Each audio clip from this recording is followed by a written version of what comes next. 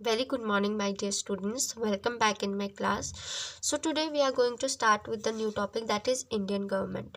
So in today's video, we are going to, the main learning outcome of this chapter is, my dear students, to learn about Indian government, how it works, okay, and what are the who are those people who run the government.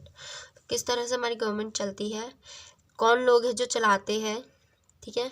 और ये सारी चीज़ें हम इस topic में आज पढ़ेंगे। So let's start with the topic.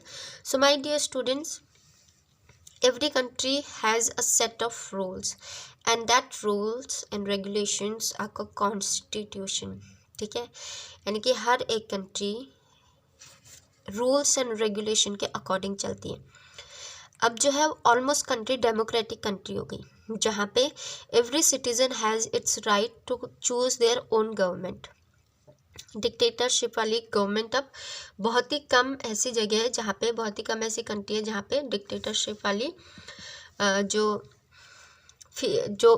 Country है वो चलती है, ठीक है। तो अब इस जो हमारी लॉज एंड रेगुलेशंस है वो हमारे कॉन्स्टिट्यूशन में आ जाता है, ठीक है। कॉन्स्टिट्यूशन बहुत ही ज़रूरी है एक कंट्री को चलाने के लिए, ठीक है। अगर कहीं पर रूल्स एंड रेगुलेशंस नहीं होंगे तो बहुत ही मुश्किल हो जाएगा कंट्री को चलाना। So my dear students, as you know that our India is very big. We have 28 states, okay, and 9 union territories. पहले हमारे 29 स्टेट्स थे एंड 7 यूनियन टेरिटरीज है, लेकिन अब हमारी 28 स्टेट्स हो गई है एंड 9 यूनियन टेरिटरीज है, ठीक है। तो since India is such a vast country, the government is not enough to administer it. जैसे कि हमारी इंडिया बहुत ही बड़ी है, ठीक है, बड़ी इस एरिया वाइज तो है ही, इतनी भी बड़ी, मतलब एरिया वाइज हमारी कंट्री बड़ी है, बट यहाँ पे जो लोग हैं वो भी अलग अलग रिलीजन, अलग कास्ट, अलग क्रीड, इन सबको बिलोंग करते हैं। इसीलिए हमारी इंडिया जो बहुत ही बड़ी कंट्री है, ठीक है। तो इंडिया को इतनी बड़ी कंट्री को चलाने के लिए रूल्स एंड रेगुलेशंस की तो ज़रूरत है ही, है ना। It is not easy for one government to control whole over India, ठीक है।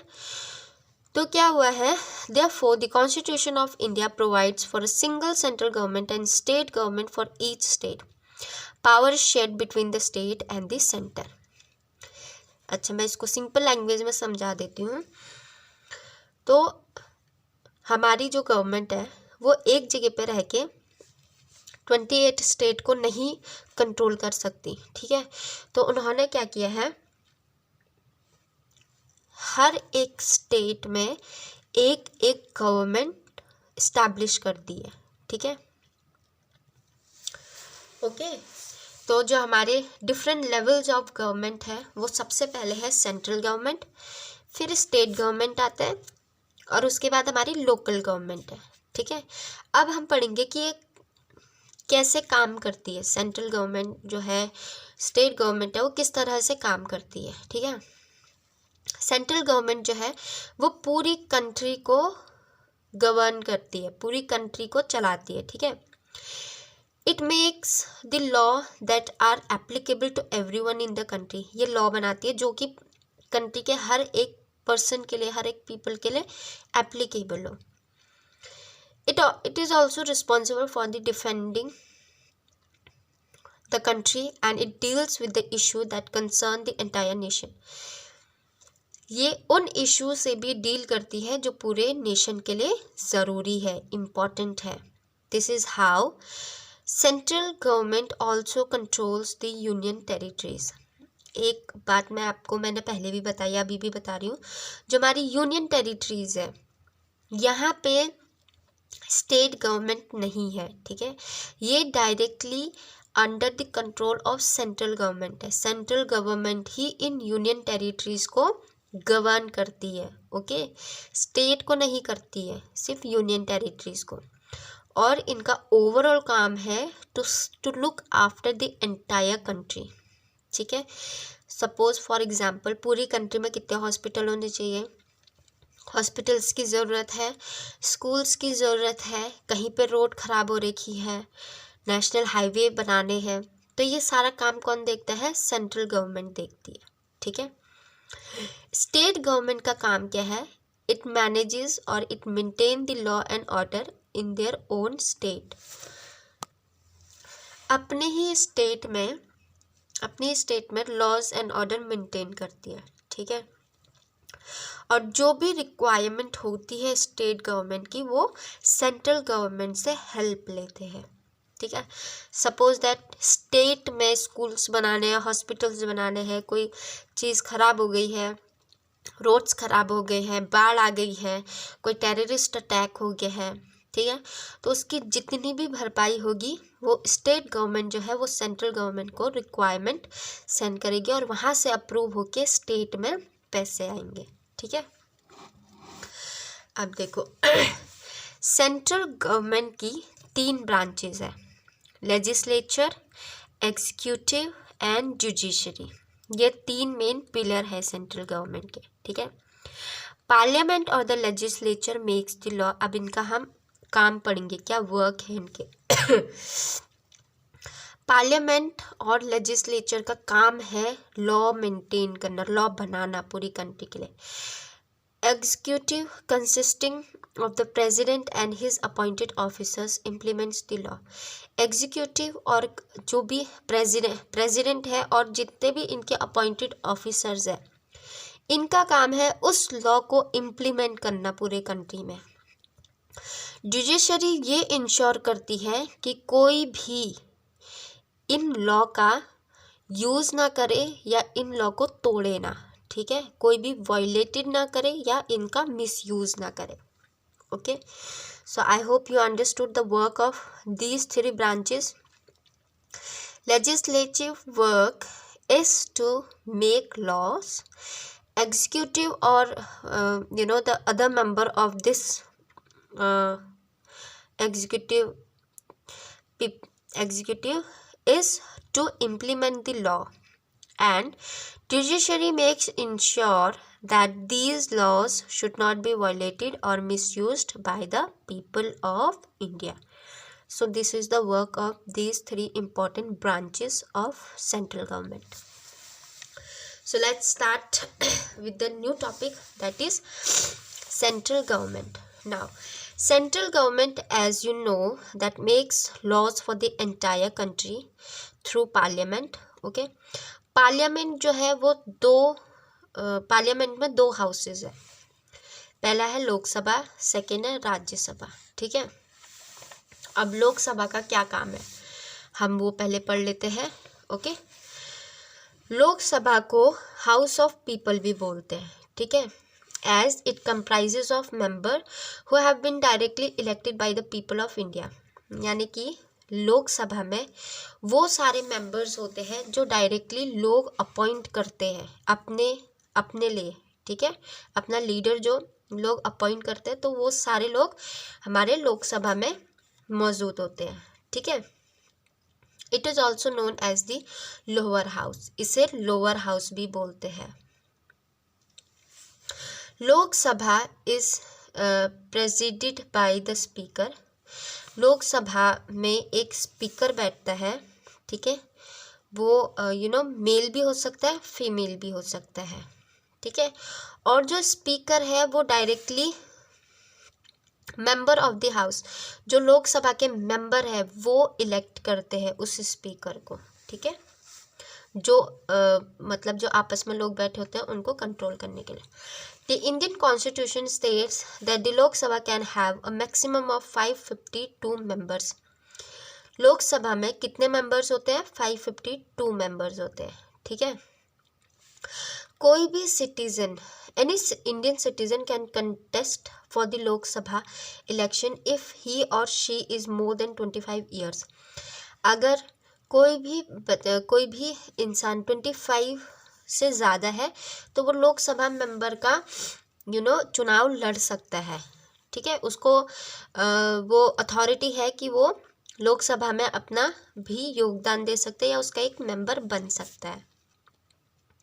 इफ सक्सेसफुल ही और she will become a member of parliament MPs, ठीक है, जो हमारे MP होते हैं, अगर वो चुनाव जीत गया, ठीक है, अगर वो सक्सेसफुल हो गया तो फिर वो MP बनता है, ठीक है, मेंबर ऑफ पार्लियामेंट, ठीक है। अब जो MP है, elect a person from among themselves as the speaker of the Lok Sabha. फिर यही लोग जो MPs है, यही लोकसभा का जो स्पीकर है उसको चुनते हैं। लोकसभा समझ आ गया? कुछ नहीं है, लोकसभा में सिर्फ वो ही लोग जाते हैं जिन्हें हम लोग चुनते हैं, ठीक है। ओके, इतना समझ आया। और वो MPs बनते हैं, यानी कि मेंबर ऑफ पार्लियामेंट। और मेंबर ऑफ पार्लियामेंट बनने के लिए कोई भी पर्सन आके लोकसभा के चुनाव लड़ सकता है, ठीक है, बट उसकी एज 25 से ज़्यादा होनी चाहिए। और मैक्सिमम जो मेंबर्स होते हैं लोकसभा में वो 552 होते हैं। इनको लेट करते हैं एक स्पीकर, ठीक है। स्पीकर कौन होता है? स्पीकर वो स्पीकर होता है जो ये मेंबर ऑफ पार्लियामेंट MPs जो है वो चूज करते हैं, ठीक है। अब आता है हमारा राज्यसभा। राज्यसभा क्या है? लोकसभा को लोअर हाउस बोलते हैं, राज्यसभा को अपर हाउस बोलते हैं पार्लियामेंट का, ठीक है। यहाँ पे कौन से मेंबर्स होते हैं? जो state members of the state legislative assembly. The member of the Rajya Sabha are chosen by the member of the state legislative assembly. कौन चूज करता है राज्यसभा के लोगों को? स्टेट लेजिस्लेटिव असेंबली के जो लोग होते हैं वो चूज करते हैं, ठीक है। The president nominates 12 members in the Rajya Sabha. 12 member इस राज्यसभा में प्रेसिडेंट जो है वो नॉमिनेट करते हैं, ठीक है। और ये वो लोग होते हैं जो जनरली फेमस होते हैं, ठीक है, इंटेलेक्चुअल होते हैं, आर्टिस्टिक होते हैं, ऑथर होते हैं, साइंटिस्ट होते हैं, या prominent name from the world of social sciences और स्पोर्ट्स पर्सन, जो मतलब यहाँ के होते हैं। ये मेंबर्स जो होते हैं इंटेलिजेंट आर्टिसंस, तो इन्हीं लोगों को ज़्यादातर राज्यसभा के लिए चूज़ किया जाता है, ठीक है। Vice president of India acts as the chairman of the Rajya Sabha. Rajya Sabha का प्रेसिडेंट कौन है? स्पीकर कौन उसको चलाता है? वाइस प्रेसिडेंट, ठीक है। Vice president is the chairman of the Rajya Sabha. Then Rajya Sabha में कितने मेंबर्स? एक minute. The members of the Rajya Sabha are elected for period of 6 years। जो ये राज्यसभा के मेंबर्स होते हैं वो 6 साल तक अपॉइंट किए जाते हैं। हर 2 years के बाद 1/3 of its member retire and new members are elected. हर 2 साल के बाद इनके कुछ मेंबर्स रिटायर होते हैं और नए मेंबर्स को चुना जाता है, ठीक है। प्रेसिडेंट का क्या काम है? प्रेसिडेंट जो है वो तो हमारे कंट्री के हेड है, ठीक है, and the supreme commander of the arm force. और जितने भी आर्मी में जो भी डिसीजंस लेने होते हैं वो प्रेसिडेंट लेता है, ठीक है। He is the supreme commander of the army forces. ये कौन इलेक्ट करता है प्रेसिडेंट को? He or she is elected by the member of both the house of the parliament as well as the state legislative assembly। कौन लोग elect करता है? Parliament के लोग, ठीक है, या लेजिस्लेटिव असेंबली के लोग। स्टेट लेजिस्लेटिव, पार्लियामेंट पता है ना, राज्यसभा लोकसभा, ठीक है, ये लोग इनको अपॉइंट करते हैं, ठीक है। द प्रेसिडेंट ऑफ इंडिया, इनका कंट्री को 5 साल तक ये कंट्री में रहते हैं, ये कंट्री को सर्व करते हैं, ठीक है। They give their service to the country for the period of 5 years। Now prime minister जो भी हमारी गवर्नमेंट है, ठीक है, जो गवर्नमेंट फॉर्म होती है, ओके, मैं पढ़ के बता देती हूँ। The political party that wins the majority votes from the government, the party chosen a leader and the president invites him और her to form the government. जो भी गवर्नमेंट जीतती है, ठीक है, उस ही गवर्नमेंट का मेंबर जो है वो प्राइम मिनिस्टर बनता है, ठीक है। प्रेसिडेंट उसको इनवाइट करता है ताकि वो अपनी गवर्नमेंट को आगे ले जा सके, ठीक है। This leader become the prime minister, okay. जो भी वो लीडर है, जो गवर्नमेंट जिसकी ज़्यादा वोट से जो गवर्नमेंट बनी हुई है, प्रेसिडेंट उनको बुलाते हैं और फिर उनको प्राइम मिनिस्टर इंडिया का घोषित कर दिया जाता है, ठीक है। He or she then select the member to form the council of minister. फिर चाहे वो वुमेन हो या मैन हो, फिर वो कुछ मेंबर्स को सिलेक्ट करते हैं ताकि काउंसिल ऑफ मिनिस्टर्स बनाए जाए, ठीक है। So this was all about your central government and this is how people और president, prime minister, Lok Sabha, Rajya Sabha members, this is how they all are elected to run the country, okay. Now the second topic is state government. The election are held in all the states of India to elect member of the state legislative assembly. State legislative assembly के लिए elections किए जाते हैं, ठीक है। और उन elections में जो जीतता है वही state government फॉर्म करता है। The state legislative assembly is also known as the Vidhan Sabha. State legislative assembly को विधानसभा भी बोलते हैं। ये क्या करते हैं, इनका काम क्या है, स्टेट के लिए लॉ बनाना, ठीक है। और इनके अंडर कौन होता है, एमएलएज होते हैं, ठीक है, member of the legislative assembly. They are elected for a term of 5 years, 5 साल तक के लिए इलेक्ट किए जाते हैं, ठीक है। The political party that wins the election in a state is invited to form the state government. वो पॉलिटिकल पार्टी जो स्टेट में जीती है वो ही स्टेट गवर्नमेंट बनाती है, ठीक है। जिसमें लीडर्स होते हैं वो होते हैं चीफ मिनिस्टर, ठीक है, जिनका काम होता है काउंसिल ऑफ मिनिस्टर को असिस्ट करना, उनकी हेल्प करना, ठीक है, मतलब उसकी हेल्प करना। और स्टेट का जो हेड होता है वो होता है गवर्नर, ओके।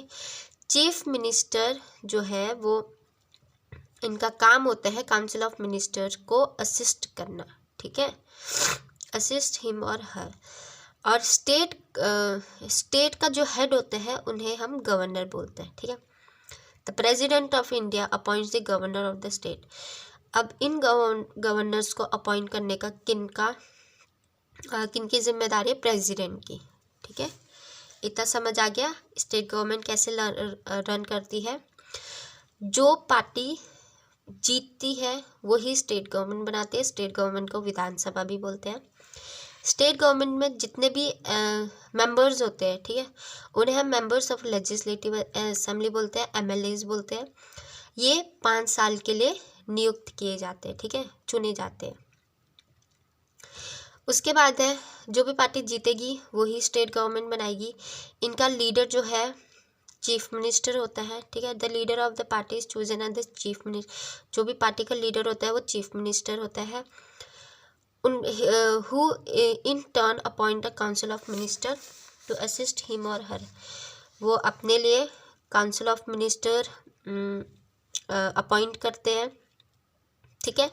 स्टेट का हेड होता है गवर्नर, जो कि प्रेसिडेंट उनको चुनते हैं, ठीक है, जो प्रेसिडेंट चुनते हैं। अब आता है हमारा जुडिशरी। जुडिशरी बेटा हमारा लॉ होता है, गवर्नमेंट मतलब कि लॉज जो भी होते हैं वो हमारे जुडिशरी होते हैं। जैसे कि हमारे सुप्रीम कोर्ट है, कोर्ट होते हैं, हाई कोर्ट होते हैं, सुप्रीम कोर्ट होते हैं, ठीक है। जुडिशरी एक पार्ट है गवर्नमेंट का, ठीक है, गवर्नमेंट का एक पार्ट है, इम्पॉर्टेंट पार्ट है। ये क्या करती है, ये देखती है कि पूरी कंट्री में लॉ एंड ऑर्डर हर एक बंदा, हर एक पर्सन फॉलो कर रहा है या नहीं कर रहा है, ठीक है। और इनका काम है to provide justice and punishes those who violate the laws of the country. जो भी इंडिया में, जो भी कंट्री में रूल्स एंड रेगुलेशन का दुरुपयोग करेगा या फिर उनको वायलेट करेगा, उनको पनिशमेंट करती है जुडिशरी, ठीक है। जो जुडिशरी के मेंबर होते हैं उन्हें हम जज कहते हैं, ठीक है। All the state have a series of court, right from the lower court to the high court. हर एक स्टेट में कोर्ट होते हैं, ठीक है, छोटे से बड़े कोर्ट, हाई कोर्ट तक। हाई कोर्ट जो है वो हाईएस्ट जुडिशरी अथॉरिटी होती है स्टेट की या फिर किसी भी यूनियन की। सबसे हाईएस्ट अथॉरिटी स्टेट या यूनियन की कौन होती है? हाई कोर्ट होती है। उसके बाद है district. The district in the state also have their own courts. हर एक डिस्ट्रिक्ट में अपने अपने कोर्ट्स भी होते हैं, ठीक है। इन सबसे ऊपर हाई कोर्ट होता है, सबसे ज़्यादा सबसे ऊपर कोर्ट होता है सुप्रीम कोर्ट, ठीक है। Highest judiciary body in India, supreme court जो है सबसे बड़ी जुडिशरी बॉडी है, ठीक है। इट हैज़ द फाइनल से इन ऑल लीगल मैटर्स। जो भी हमारे कंट्री के लीगल मैटर्स होते हैं, सुप्रीम कोर्ट का उसमें बहुत ही अहम किरदार होता है, या हम कह सकते हैं बहुत ही इम्पॉर्टेंट रोल होता है to perform the the things for the country. और जो यहाँ का जज होता है, the president of India appoint the जज of high court and supreme court. जो इंडिया के प्रेसिडेंट है, इनको ही ये अथॉरिटी है कि ये हाई कोर्ट और सुप्रीम कोर्ट के जज को अपॉइंट कर सकते हैं, ठीक है। So my dear students, this was all about your chapter government. हमने पहले गवर्नमेंट पढ़ा हुआ है, लेकिन हमने पहले गवर्नमेंट सिर्फ और सिर्फ 3 लेवल ऑफ गवर्नमेंट पढ़े हैं, state, central, state and then हमारा लास्ट है लोअर लेवल ऑफ गवर्नमेंट, जिसमें हमने पढ़े हैं कि उनका काम कैसा है, ठीक है।